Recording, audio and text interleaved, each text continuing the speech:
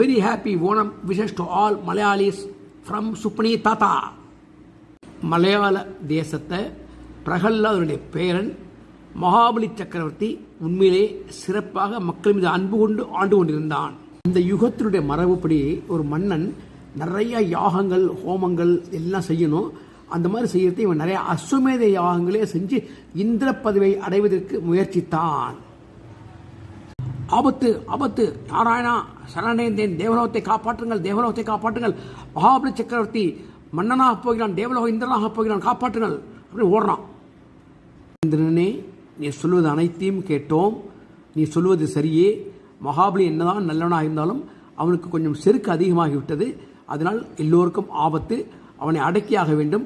நான் அவதாரம் எடுப்போம், நீ சென்று வா, கவலைப்படாமல் இரு என்று ஆறுதல் கூறினார். நாட்டை என்னதான் சிறப்பாக ஆட்சி செய்தாலும் மக்களிடம் அபரிமான அன்பு கொண்டிருந்தாலும் செருக்கோடு ஆட்சி செய்த காரணத்தினால் அவனை அழிப்பதற்காக திருமால் அவர்கள் காஷ்யப முனிவருக்கும் அதிதிக்கும் மகனாக பிறந்தார்.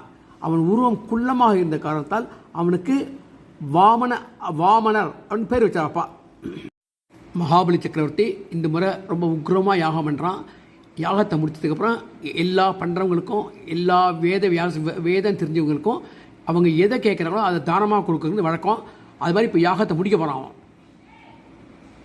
தானம் வாங்குவதற்கு வாமனர் புறப்பட்டு விட்டார். குழந்தாய், உனக்கு என்ன தானம் வேணும் அப்படின்னு மன்னர் கேட்கிறார்.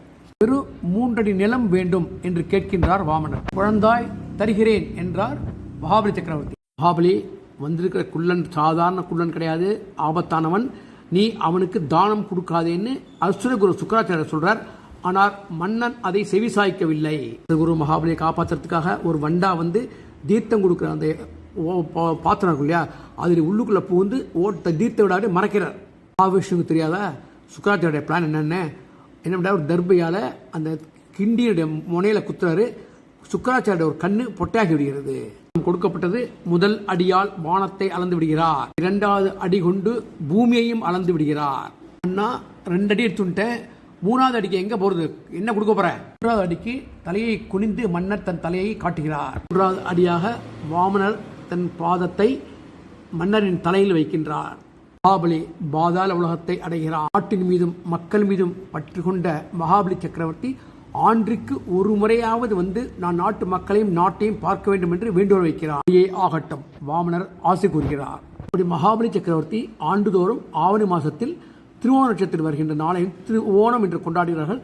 அதற்கு அத்தர் பூக்கோளம் போட்டு மக்களை மன்னரை வரவேற்கின்றார்கள். மன்னருக்கு என்று ருசிமிக்க பல வகையான உணவுகள் தயாரிக்கப்படுகின்றன.